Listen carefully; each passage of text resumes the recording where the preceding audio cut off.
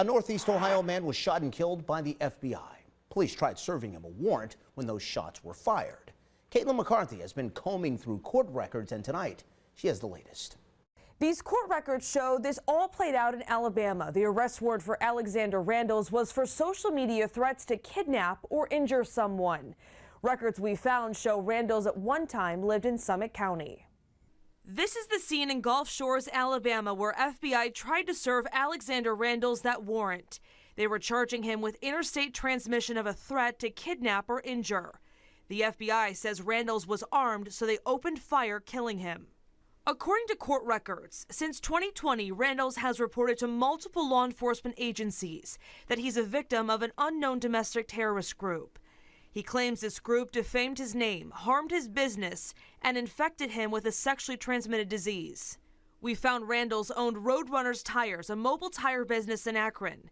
We called the number listed on the company's Facebook page. It went right to this voicemail message. Due to the attacks that we've been encountering in our community, and we are going to keep our doors closed until we can get the authorities to enforce the laws.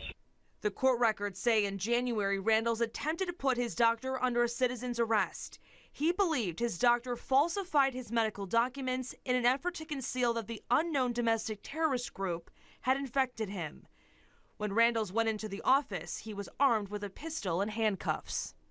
Then, court documents say in late November, in this Facebook post, Randles called for an unorganized militia. He said he will, quote, instruct the arrest of insurrected government officials. And he gave the insurrectionists a deadline of December 15th to step down. These documents also show Randles was involuntarily committed for a mental health evaluation earlier this year. Caitlin McCarthy, 19 News.